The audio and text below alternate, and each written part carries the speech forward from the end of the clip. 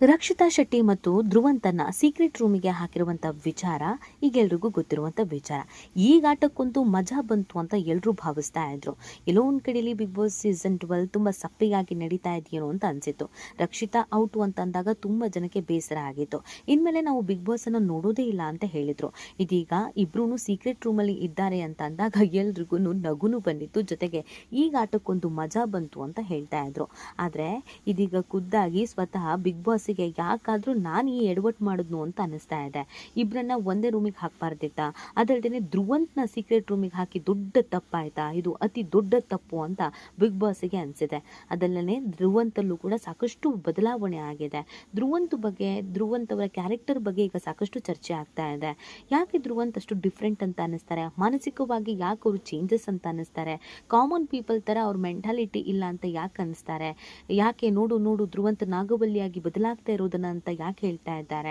ನಿಜವಾಗ್ಲೂ ಧ್ರುವಂತ್ ಇರೋದೇ ಹೀಗ ತುಂಬಾ ಬೇಗ ಡಿಸ್ಟರ್ಬ್ ಆಗ್ತಾರೆ, ಯಾರ ಜೊತೆಗೆ ಹೊಂದ್ಕೊಳ್ಳೋದಿಲ್ವಾ, ಆಡ್ಕೊಳ್ಳುವಂಥದ್ದು ಅಥವಾ ಆಕ್ಟಿಂಗ್ ಮಾಡಿ ತೋರಿಸುವಂಥದ್ದು, ಅನುಕರಣೆ ಮಾಡುವಂಥದ್ದು, ವ್ಯಂಗ್ಯ ಮಾಡುವಂಥದ್ದು, ಇದನ್ನ ನೋಡಿದಾಗ ಧ್ರುವಂತ್ಗೆ ಏನಾದರೂ ಮಾನಸಿಕವಾಗಿ ಸಮಸ್ಯೆ ಆಗಿದೆಯಾ ಅಂತ ಅನೇಕ ಮಂದಿ ಪ್ರಶ್ನಿಸ್ತಾ ಇರೋದು ಉಂಟು. ಸೊ ಈಗ ಬಿಗ್ ಬಾಸ್ ಯಾಕೆ ತಲೆ ಮೇಲೆ ಕೈ ಹೊತ್ಕೊಂಡು ಕೂತಿದ್ದಾರೆ, ರಕ್ಷಿತನ ಮತ್ತು ಧ್ರುವಂತ್ನ ಒಟ್ಟಿಗೆ ಹಾಕಿರೋದ್ರಿಂದ ಏನಾಗಿದೆ, ಇದೆಲ್ಲವನ್ನ ಈ ವಿಡಿಯೋದಲ್ಲಿ ಹೇಳ್ತಾ ಹೋಗ್ತೀವಿ. ಅಂದರೆ ಇಲ್ಲಿವರೆಗೂ ನಿಮ್ಮ ಮೆಗಾ ಸುದ್ದಿಯನ್ನು ಸಬ್ಸ್ಕ್ರೈಬ್ ಮಾಡಿಲ್ಲ ಅಂದರೆ ಈಗಲೇ ಸಬ್ಸ್ಕ್ರೈಬ್ ಮಾಡಿ. ಹೆಚ್ಚಿನ ಮಾಹಿತಿಗಾಗಿ ಬೆಲ್ ಐಕಾನ್ ಪ್ರೆಸ್ ಮಾಡೋದನ್ನು ಮರಿಬೇಡಿ. ಎಸ್, ಈ ಸೀಸನ್ ಬಿಗ್ ಬಾಸ್ ಸುದ್ದಿ ಮಾಡುತ್ತೆ ಅಥವಾ ಸದ್ದು ಆಗುತ್ತೆ ಅಥವಾ ಎಲ್ಲೋ ಮಟ್ಟಿಗೆ ಇನ್ಯಾವತ್ತು ಚರ್ಚೆ ಆಗುತ್ತೆ ಅಂದರೆ ಅದಕ್ಕೆ ಮೂರು ವ್ಯಕ್ತಿಗಳ ಕಾರಣ. ಅದರಲ್ಲಿ ಒಂದು ಗಿಲ್ಲಿ ನಟ, ಇನ್ನೊಂದು ರಕ್ಷಿತಾ, ಮತ್ತೊಂದು ಅಶ್ವಿನಿ ಅಂತ ಹೇಳ್ತಾ ಇದ್ರು. ಇವರು 3 ಜನದಿಂದನೇ ಬಿಗ್ ಬಾಸ್ ನಡೀತಾ ಇರೋದು, ಇವರು 3 ಜನ ಇರೋದ್ರಿಂದಲೇ ಸೌಂಡು ಆಗ್ತಾ ಇರೋದು ಅಂತ. ಆದರೆ ಈಗ ಇನ್ನೊಬ್ಬರ ಹೆಸರು ಆಡ್ ಆನ್ ಆಗಿದೆ, ಅದು ಧ್ರುವಂತ್. ಹೌದು, ಧ್ರುವಂತ್ ಕೂಡ ಬಿಗ್ ಬಾಸ್ ಮನೆಯಲ್ಲಿ ಮಜಾಕ ಮಾಡ್ತಾ ಇದ್ದಾರೆ ಅಂತ ಅನೇಕರು ಹೇಳ್ತಾ ಇದ್ದಾರೆ. ಅದಕ್ಕೆ ಕಾರಣನೂ ಕೂಡ ಇದೆ. ಸಾಮಾನ್ಯವಾಗಿ ನಾವು ಯಾರನ್ನಾದ್ರೂ ರೇಗಿಸುವಾಗ ಅಥವಾ ಯಾರಾದರೂ ಮಾತಾಡೋದು ನಮಗೆ ಇಷ್ಟ ಆಗದೆ ಇದ್ದಾಗ ನಾವು ಇರಿಟೇಟ್ ಆಗ್ತೀವಿ, ಅಲ್ಲಿಂದ ಜಾಗ ಖಾಲಿ ಮಾಡ್ತೀವಿ, ಇಲ್ಲ ಏನೂ ಮಾತಾಡದೆ ಸುಮ್ಮನೆ ಇರ್ತೀವಿ, 3ನೇದು ಹೊಡಿತೀವಿ, 4ನೇದು ಬೈತೀವಿ.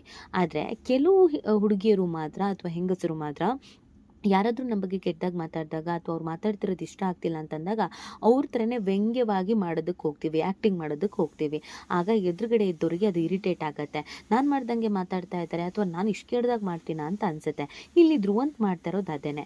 ರಕ್ಷಿತಾ ಸ್ವಲ್ಪ ರಾಗ ಹೇಳಿದ್ರೆ ಧ್ರುವಂತು ರಾಗದ ಜೊತೆಗೆ ಮೈಯು ಕೈಯಿ ಎಲ್ಲ ಬಳುಕು ಬೆಂಡಾಗಿ ವಯ್ಯಾರ ಮಾಡಿ ಅದನ್ನು ಇನ್ನೊಂದು ಲೆವೆಲ್ಗೆ ತೆಗೆದುಕೊಂಡು ಹೋಗ್ತಾ ಇದ್ದಾರೆ. ಅದಲ್ಲದೆ ಆ್ಯಕ್ಟಿಂಗಲ್ಲೇ ಓವರ್ ಆ್ಯಕ್ಟಿಂಗ್ ಮಾಡೋ ಕೆಲಸವನ್ನು ಧ್ರುವಂತ್ ಮಾಡ್ತಾ ಇದ್ದಾರೆ. ಕೆಲವರಿಗೆ ಇದು ಕಾಮಿಡಿ ಅಂತ ಅನಿಸ್ತಾ ಇದ್ರೆ, ಕೆಲವರು ಇದನ್ನು ಸೀರಿಯಸ್ ಆಗಿ ತೆಗೆದುಕೊಂಡು ಬಿಟ್ಟಿದ್ದಾರೆ. ಧ್ರುವಂತ್ ಯಾಕೆ ಈ ಥರ ಮಾಡ್ತಾರೆ, ಮಾನಸಿಕವಾಗಿ ಏನಾದರೂ ಇವ್ರಿಗೆ ಸಮಸ್ಯೆ ಇದೆಯಾ, ಎಲ್ಲ ನಾರ್ಮಲ್ ಪೀಪಲ್ ಇರೋ ಥರ ಇಲ್ಲ, ಸ್ವಲ್ಪ ಮಾಡೋದ್ಬಿಟ್ಟು ಓವರಾಗಿ ಆ್ಯಕ್ಟಿಂಗ್ ಮಾಡ್ತಾರೆ, ಏನು ಮಾತಾಡಿದ್ರು ಕಿರಿಕಿರಿ ಮಾಡ್ತಾರೆ, ನಾಗವಲ್ಲಿ ಆ್ಯಕ್ಟಿಂಗ್ ಮಾಡ್ದಂಗೆ ಮಾಡ್ತಾರೆ, ನಾಗವಲ್ಲಿ ಥರ ಒಂದೇ ಸತಿ ಇವ್ರ ಮೈ ಮೇಲೆ ಯಾರಾದರೂ ಬರ್ತಾರಾ, ನೋಡು ಧ್ರುವಂತು ನಾಗವಲ್ಲಿಯಾಗಿ ಬದಲಾಗ್ತಾ ಇರೋದು ಅನ್ನೋ ರೀತಿಯಲ್ಲಿ ಯಾಕೆ ಇವರು ಸಡನ್ ಆಗಿ ಅವರ ಹಾವ ಭಾವ ಬಿಹೇವಿಯರ್ ಎಲ್ಲವನ್ನ ಚೇಂಜ್ ಮಾಡ್ಕೊಳ್ತಾರೆ, ಸಡನ್ ಶಿಫ್ಟ್ ಅನ್ನೋ ಥರ ಅವರ ಕ್ಯಾರೆಕ್ಟರನ್ನು ಅಥವಾ ಅವರ ಮನಸ್ಥಿತಿಯನ್ನು ಯಾಕೆ ಬದಲು ಮಾಡ್ಕೊಳ್ತಾರೆ ಅನ್ನೋದು ತುಂಬ ಜನಕ್ಕೆ ಪ್ರಶ್ನೆ. ಅದಲ್ಲದೆ ಇಷ್ಟು ದಿನ ಎಲ್ಲ ಇರುವಂತಹ ಬಿಗ್ ಬಾಸ್ ಮನೇಲಿ ಇದ್ದಿದ್ದರಿಂದ ನಾರ್ಮಲ್ ಆಗಿ ಅಲ್ಲಿ ಇಲ್ಲಿ ಕೂತು ಮಾತಾಡ್ತಾ ಇದ್ರೇನೋ. ಆದರೆ ಈಗ ಹೇಗಾಗ್ಬಿಟ್ಟಿದೆ ಅಂತಂದರೆ ಇಬ್ಬರನ್ನ ಸೀಕ್ರೆಟ್ ರೂಮಿಗೆ ಹಾಕಿರೋದ್ರಿಂದ, ಇಬ್ಬರೇ ಸೀಕ್ರೆಟ್ ರೂಮಲ್ಲಿ ಇರೋದ್ರಿಂದ ಬರ್ತಿದ್ದಂಗೆ ರಕ್ಷಿತಾನೇ ಹೇಳ್ಬಿಟ್ರು, ಅಯ್ಯೋ ಈ ಮನುಷ್ಯನ ಜೊತೆಗೆ ನಾನು ಹೆಂಗೆ ಕಳೀಲಿ ದೇವ್ರೆ, ಈ ಮನುಷ್ಯನ ಜೊತೆಗೆ ಯಾಕೆ ನಾನು ಈ ರೂಮಲ್ಲಿ ಹಾಕಿದ್ದಾರೆ ಅಂತ ಹೇಳ್ಬಿಟ್ಟಿದ್ರು. ರಕ್ಷಿತಾಗೂ ಕೂಡ ಧ್ರುವಂತ್ ಜೊತೆಗೆ ಸಮಯ ಕಳೆಯೋದಕ್ಕೆ ಕಷ್ಟ ಅನ್ನೋದು ಗೊತ್ತಾಗಿತ್ತು. ಆದರೆ ಧ್ರುವಂತು ಈಗ ಸೀಕ್ರೆಟ್ ರೂಮಿಗೆ ಬಂದಮೇಲೆ ಇನ್ನೂ ಒಂದು ಸ್ಟೆಪ್ ಮುಂದಕ್ಕೆ ಹೋಗಿ ಡ್ಯಾನ್ಸ್ ಎಲ್ಲ ಮಾಡಿ ಓವರ್ ಆ್ಯಕ್ಟಿಂಗ್ ಮಾಡಿದ್ದಾರೆ. ರಕ್ಷಿತಾಗೆ ಚಳಿ ಬಿಡಿಸೋ ಕೆಲಸ ಮಾಡಿದ್ದಾರೆ. ಇದನ್ನೆಲ್ಲ ನೋಡಿದ ರಕ್ಷಿತಾ ಇನ್ನೂ ಓವರ್ ಆ್ಯಕ್ಟಿಂಗ್ ಮಾಡಿದ್ದಾರೆ. ಇಬ್ಬರು ಓವರ್ ಆ್ಯಕ್ಟಿಂಗ್ಗಳು ಒಂದು ಮನೆಯಲ್ಲಿದ್ದರೆ ಏನಾಗುತ್ತೆ, ಒಂದು ಪ್ರೇಕ್ಷಕರಿಗೆ ಹುಚ್ಚಿಡಿಯುತ್ತೆ, ಇಲ್ಲ ಬಿಗ್ ಬಾಸಿಗೆ ಹುಚ್ಚಿಡಿಯುತ್ತೆ. ಈಗ ಬಿಗ್ ಬಾಸಿಗೆ ಹಾಗೆ ಆಗಿದೆ. ಯಾಕಾದರೂ ಈ ಇಬ್ಬರನ್ನೇ ತೆಗೆದುಕೊಂಡು ಬಂದು ಸೀಕ್ರೆಟ್ ರೂಮಲ್ಲಿ ಹಾಕಿದ್ವು, ಒಬ್ಬರು ಮಾತಾಡೋರನ್ನ ಒಬ್ಬರನ್ನ ಸೈಲೆಂಟ್ ಆಗಿರೋರನ್ನ ಹಾಕಬೇಕಾಗಿತ್ತು. ಇವರಿಬ್ರು ಒಂದೇ ಥರದ ಕ್ಯಾರೆಕ್ಟರು, ಇವರಿಬ್ರು ಹಾವಳಿನ ತಡ್ಕೊಳ್ಳೋದಾದ್ರೂ ಹೆಂಗೆ ಅಂತ ಬಿಗ್ ಬಾಸ್ ಯೋಚನೆ ಮಾಡೋ ಪರಿಸ್ಥಿತಿಗೆ ಬಂದಿದ್ದಾರಂತೆ. ಅದಲ್ಲದೆ ಧ್ರುವಂತ್ ಅವರನ್ನ ಈ ರೀತಿಯಾಗಿ ಒಂದು ಕೋಣೆಯಲ್ಲಿ ಕೂಡ ಹಾಕೋದು ಅಥವಾ ಸೀಕ್ರೆಟ್ ರೂಮ್ ಅಂತ ಇಡುವಂಥದ್ದು ಅಥವಾ ಯಾರೋ ಒಬ್ಬರು ವ್ಯಕ್ತಿ ಜೊತೆಗೆ ಇಡೋದು ಅಷ್ಟು ಸೂಕ್ತವೂ ಅಲ್ಲ. ಯಾಕಂದರೆ ಧ್ರುವಂತ್ ತುಂಬ ಮೂಡಿ ಅನ್ನೋದನ್ನೇ ಕೆಲವರು ಹೇಳ್ತಾ ಇದ್ದಾರೆ. ಯಾಕಂದರೆ ಬಿಗ್ ಬಾಸಿಗೆ ಬಂದ ಕೆಲವು ವಾರ ಧ್ರುವಂತ್ ಯಾರ ಜೊತೆಗೂ ಮಾತಾಡ್ತಾನೆ ಇರಲಿಲ್ಲ. ಧ್ರುವಂತ್ ಮಲ್ಲಮ್ಮನ್ ಬಿಟ್ಟರೆ ಇನ್ಯಾರ ಹಿಂದೆನೂ ಹೋಗ್ತಿರ್ಲಿಲ್ಲ. ಮಲ್ಲಮ್ಮ ಅವ್ರ ಜೊತೆಗಿದ್ದಾಗ ಅಫಿಷಿಯಲ್ ಆಗಿ ಇರ್ತಾ ಇದ್ರು.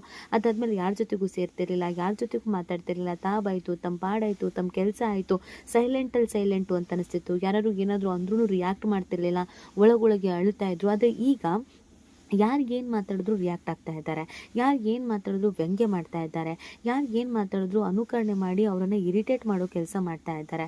ಇದು ಒಂದು ಹಂತದವರೆಗೂ ಓಕೆ, ಇದು ಮತ್ತೊಂದು ಹಂತಕ್ಕೆ ಹೋಗಿದೆ. ಹಾಗಾಗಿ ಧ್ರುವಂತ್ ಅವರಿಗೆ ಎಲ್ಲೋ ಒಂದು ಕಡೆಯಲ್ಲಿ ಜನರ ಜೊತೆಗೆ ಬೆರೆಯೋದು ಅಂತಂದ್ರೇ ಇಷ್ಟ ಆಗಲ್ವಾ? ಒಬ್ಬಂಟಿಯಾಗಿದ್ದು ಇದ್ದು ಇದ್ದು ಅಭ್ಯಾಸ ಆಗಿದೆಯಾ? ಜನರ ಮೇಲೆ ಇರಿಟೇಷನ್ ಶುರು ಆಗಿದೆಯಾ? ತಮ್ಮ ವೈಯಕ್ತಿಕ ಜೀವನದಲ್ಲಿ ಆದಂಥ ಕೆಲವೊಂದಷ್ಟು ಬೆಳವಣಿಗೆಯಿಂದ ಧ್ರುವಂತ್ ಒಬ್ಬಂಟಿಯಾಗಿರೋದಕ್ಕೆ ಇಷ್ಟಪಡ್ತಾರಾ? ಅದಕ್ಕೆ ಅವ್ರಿಗೆ ಎಲ್ಲರ ಜೊತೆ ಬೆರೆಯೋದಕ್ಕೆ ಕಷ್ಟ ಆಗತ್ತಾ? ಈ ಥರದ್ದು ಪ್ರಶ್ನೆಗಳು ಕೂಡ ಹುಟ್ಕೊಳ್ತಾ ಇದೆ. ಆದರೆ ಇದನ್ನು ಹೀಗೆ ಬಿಟ್ಟರೆ ವೈಯಕ್ತಿಕವಾಗಿಯೂ ಅವರದ್ದೇ ವ್ಯಕ್ತಿತ್ವದ ಮೇಲೆ ಬಹಳ ಪರಿಣಾಮ ಬೀರಬಹುದಾದ ಸಾಧ್ಯತೆಯೂ ಇದೆ. ನಾಳೆ ದಿನ ಮದುವೆ ಆದಾಗ ಮನೇಲಿ ಹೆಂಡತಿ ಜೊತೆಗೂ ಹೀಗೆ ಮಾಡಿಬಿಟ್ರೆ ಹೆಂಡತಿ ಆದವಳು ಎಷ್ಟು ದಿನ ಅಂತ ಜೊತೆಗೆ ಇರ್ತಾಳೆ ಅನ್ನೋ ಪ್ರಶ್ನೆಗಳು ಕೂಡ ಕೆಲವರು ಮಾಡ್ತಾ ಇದ್ದಾರೆ. ಒಟ್ಟಿನಲ್ಲಿ ನಿಜವಾಗ್ಲೂ ಅದು ಧ್ರುವಂತರ ಅವರ ಕ್ಯಾರೆಕ್ಟರೇ ಅಥವಾ ಧ್ರುವಂತ್ ಅವರು ಬಿಗ್ ಬಾಸಿಗೋಸ್ಕರ ಕಂಟೆಂಟಿಗೋಸ್ಕರ ಈ ಥರ ಮಾಡ್ತಾ ಇದ್ದಾರಾ ಗೊತ್ತಿಲ್ಲ. ಆದರೆ ಧ್ರುವಂತ್ ಬೇರೆ ಗಂಡಸರನ್ನ ಹೋಲಿಸ್ಕೊಂಡ್ರೆ ತುಂಬಾ ಡಿಫ್ರೆಂಟ್ ಅನ್ನಿಸ್ತಾರೆ. ಮುಂದೆ ಇರುವವರನ್ನ ಹೇಗೆ ಉರಿಸ್ಬೇಕು, ಯಾವ ಥರ ಉರಿಸ್ಬೇಕು ಅನ್ನೋದು ತುಂಬ ಅರ್ಥ ಆದಂಗೆ ಕಾಣಿಸ್ತಾ ಇದೆ. ಧ್ರುವಂತ್ ಬಗ್ಗೆ ನಿಮ್ಗೇನು ಅನಿಸುತ್ತೆ? ನಿಮಗೂ ಕೂಡ ಇವರು ವಿಚಿತ್ರ ಕ್ಯಾರೆಕ್ಟರ್ ಅಂತ ಅನಿಸಿದ್ಯಾ? ತುಂಬಾ ಡಿಫ್ರೆಂಟ್ ಅಂತ ಅನಿಸಿದ್ಯಾ? ಈ ಬಗ್ಗೆ ನೀವು ಕೂಡ ಕಮೆಂಟ್ ಮಾಡಿ ನಿಮ್ಮ ಅನಿಸಿಕೆಯನ್ನು ತಿಳಿಸಬಹುದು.